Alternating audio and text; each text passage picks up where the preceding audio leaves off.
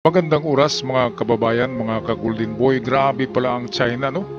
Kahit pala sa yung ating naririnig na merong kodita, ay kasama pala diyan ang China sa plot nito.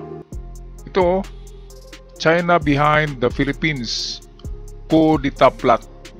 Ayan. At bakit nga ba alam ni Bato? Doon ako nagtataka eh. Bakit alam ni Bato na merong kodita? Di ba? Kasi China ang nasa likod niyan na pagkilos. So, kapag naagaw ng China, kapag napwesto ng magkodita kung sino ang kanilang presidente, ay sigurado si VP Sara ang ipupwesto nila, ay ito na yung move ng China na makapasok na sila ng malaya sa WPS.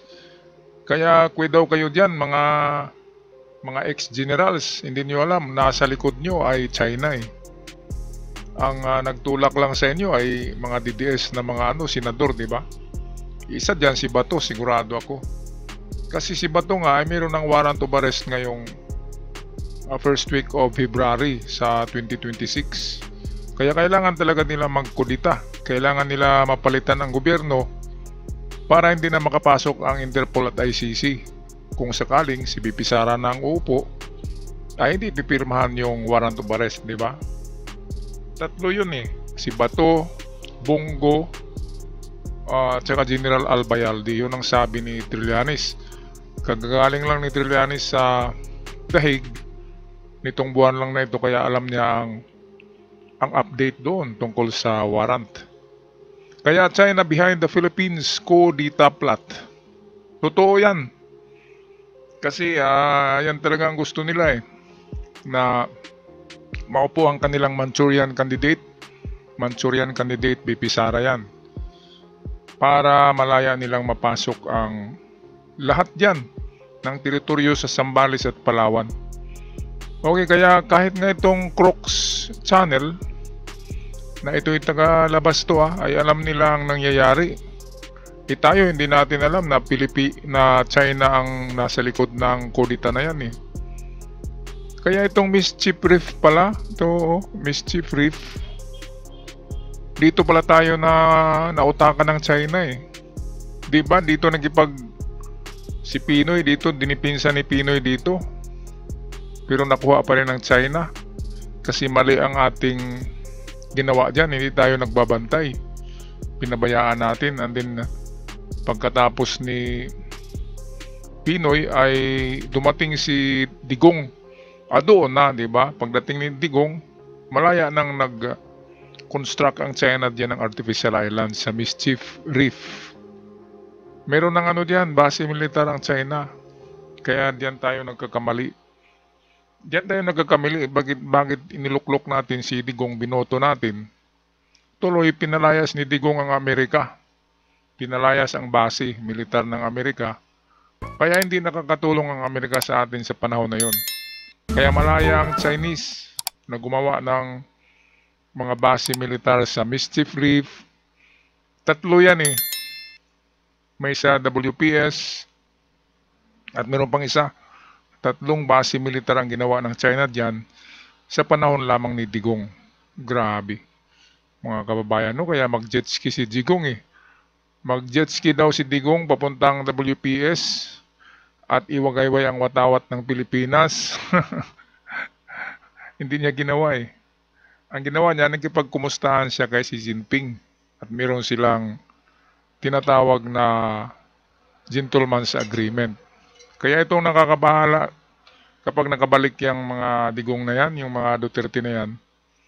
Manchurian candidate, delikado tayo. Kahit nga sa kudita pala, nasa likod ang China eh. Kaya kayo mga generals dyan na retired, ay huwag kayo padala baka madala kayo dyan. Ay China palang nasa likod. Iba ang agenda. At siguradong ang iluluklok dyan, walang iba kundi si May Apoy, hindi mapatay. Yun si Inday Lustay, di ba? So, ito na nga. Sabi ni General Romeo Bronner ay meron ngang lumapit sa kanya na mga retired officers na gustong palakasin ng kanilang kilos pero hindi nangyari. Walang nangyaring kudita na isasabay sana noong September 21 na napakalaking protesta. Isasabay sana para magkagulo, kaya nga maraming binabayaran doon, di ba? Na mga batang Quiapo para manggulo, para kung sakaling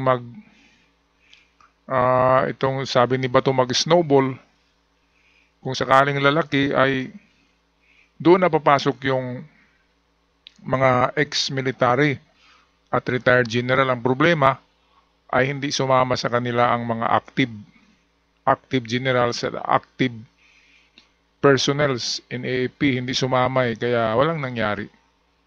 Walang nangyari. Palpak ang planong kudita na bayad ng China. Okay, patuloy tayo dito sa ating balita. Ito'y tungkol sa rumored kudita na sinasabi ni Bato de la Rosa. Babala ni Senator Bato de la Rosa na dating PNP chief.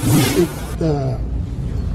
snowballs into something bigger, then it will constitute a threat. Kung hindi yan ma-address, magkakaproblema tayo dyan. Yun yung akala ni Bato, di ba, na mag-snowball daw, mag-mushroom, lalaki, at tatalsik daw si PBBM at maluklok ang kanilang idol na BP Sara Lustay, Reyna ng Apoy.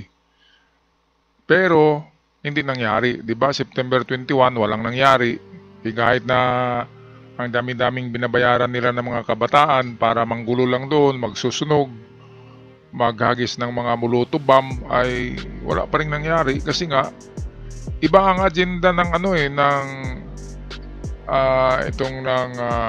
nag-organize ng protesta. Ang agenda nila ay ipahayag at ibulgar yung mga korap sa gobyerno. Ngayon, dahil si PBBM ay hindi kasama sa mga korap, kasi nga si PBBM ang nagbulgar niyan ng mga lista ng mga korap, kaya hindi kasama si PBBM sa protesta. Hindi siya yung tinatarget ng nagprotesta. Ngayon, itong mga kabataan na bayad na mga batang Quiapo ay nanggugulo, di ba?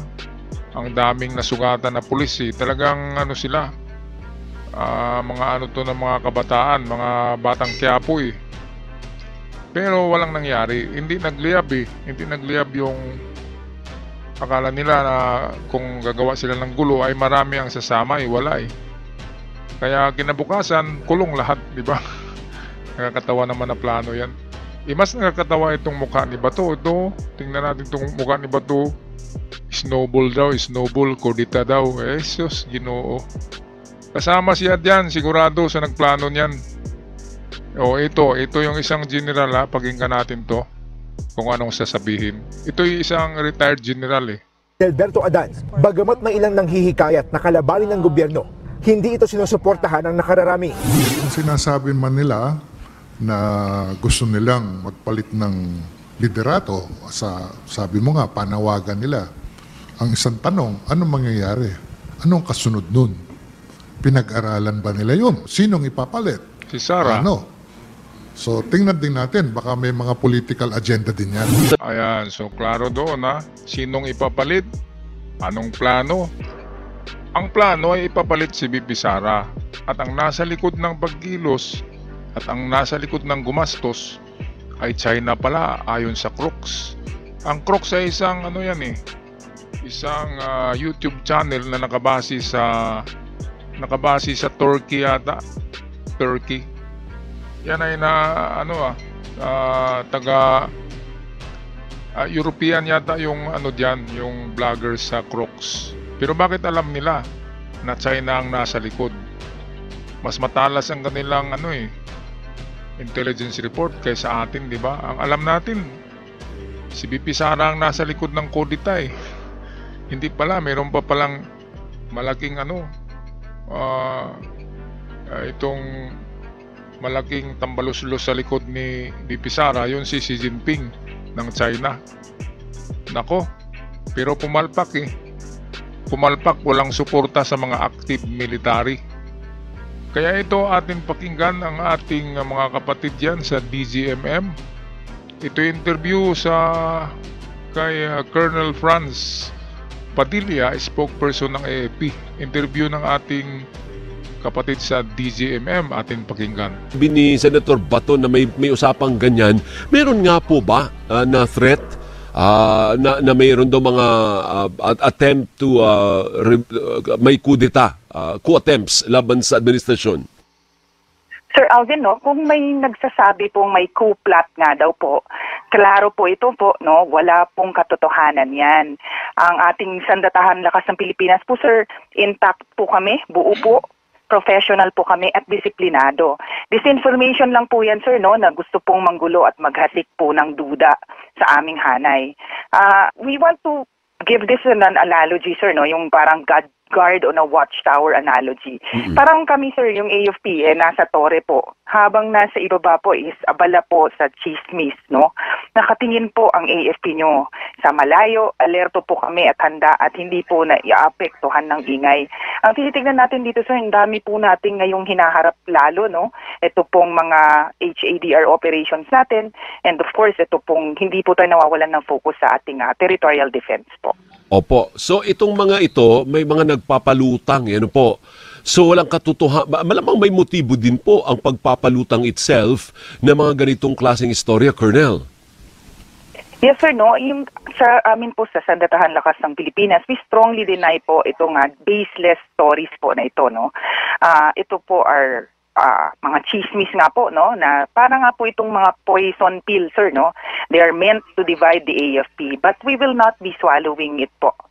So ano po ang mensahe? Ito, public message na natin po sa lahat ng mga sundalo. Yan, kasi baka ang gagawin ng mga destabilizer, gagapang yan sa mga sundalo, yung mga nasa field. Tama. Doon, yun ang gagapangin nila. Yung mga mabababa pala yung ranggo, hanggang kapitan siguro. At hindi nakakarating sa kanila yung pahayag ng kanilang mga nakakataas. Ano ang mensahe ng liderato ng Armed Forces of the Philippines sa lahat ng mga sundalo? For us po, no, we assure po na ang aming sundalo po ay buo, disiplinado po kami at professional. For our public po, no, we want to assure you po that the chain of command, as the term itself po, no, a chain is solid steel po. Ang every strand po nito is bound tightly, and right now po, ito pong chain sa amin sa Armed Forces of the Philippines is unbroken po. Ang unity po namin, ito po ang aming lakas. And ang AFP po remains steadfast to our flag, sa Constitution po at sa Republika po in general. Ayan, so yan na yung pahayag ng mismo ng spokesperson ng Armed Forces of the Philippines, si Colonel Francel Margaret Padilla. Okay, so wala nga, hindi matuloy ang hindi nag-click Hindi natutuloy yung kudita sana noong September 27, make that September 21, dahil nga wala di ba? Walang epekto. Kasi hindi naman talaga si PBBM ang nagkurakot. Kaya bakit pabagsakin mo si PBBM? Dapat targeted lang yung katulad ng ginawa ng Akbayan, ginawa ng Catholic Bishop Conference, ginawa ng mga artista. Tinatarget lang nila yung sino yung mga magnanakaw. At hindi kasama doon si PBBM kasi siya nga yung nagbulgar niyan Siya yung mismo yung nagbulgar sa mga magnanakaw. Okay, kaya sa likod huwag kalimutan, mga retired general dyan, ito yan sa likod ng destabilisasyon na yan, sa likod ng kudita na yan, ay nariyan yung malaking unggoy ng China, si Xi Jinping. Siya yung ayan yung walastik, hayop na pudpanda na ayan, ang ating Baho de Masinloc pinalibutan na ng mga barko. Siguro ang iba dyan ay dredging vessel, baka magtambak na diyan ng buhangin at i-develop na yung isla dyan ng Baho de Masinloc. Kaya ang ginawa ng China ay pinupunduhan nila itong grupo ni BP Sara kasi Manchurian candidate ginagastusan niya ng China. Totoo yan, kahit basahin nyo mga kababayan, search nyo lang sa Google Manchurian candidate in the Philippines, lalabas dyan si BP Sara. Alam ng Google yan, artificial intelligence. Kaya, pwede daw kayo dyan mga retired general, kasi ang nasa likod ng na plot ay China. Gusto nyo bang maagaw ng China ng Palawan at Zambales at later ay ang buong Pilipinas? Dahil sa ang iupo nyo, iluklok nyo dyan ay si BP Sara. Wala namang iba, di ba? Sino ba namang iluklok nyo? Mga DDS kayo eh. Kaya walang iba si Reyna ng Apoy, di ba? Kaya sunog ng sunog diyan ang ang mga lugar kung nasaan nandun siya at kakantahin niya yung apoy-apoy niya. Okay mga kababayan, anong masasabi niyo dito sa ating vlog ngayon tungkol sa kudita na hindi natuloy, pumalpak dahil walang ingredients? Sino kaya ang mga sangkot dito? At bakit alam ni Bato na mayroon? Diba? Yan ang pinangalandakan ni Bato sa Senado na may snowball daw, kudita sa September 21. Baka sa next year 2026, February 2, baka siya yung mag-snowball, diba? Kasi pupunta na dito ang Interpol ng ICC para sa arrest warrant nila ni Bongo. Tahimik lang tong dalawa pero may ginagawa talaga yan na para tong gobyerno ni PBBM babagsak, at kapag mapalitan ang presidente ay siguradong safe na sila at hindi na matanggap yung warrant of arrest kapag ang presidente ay si BP Sara na. Hindi na makapasok kahit Interpol at walang arrest na mga ganap kina Bato. Kaya yan ang pinaka nila Bato na ito na lang ang gawin natin. Ito na lang ang gawin natin, kudita na lang para madaling palitan ng gobyerno. Okay, so anong masasabi niyo mga kababayan? Tama ba yung sinabi ko na chismis sa inyo? Paki-comment na lang sa inyong komento sa ating comment section down below. At mga bago pa lamang sa channel, huwag kalimutan mag-subscribe. Malaking tulong. Maraming salamat.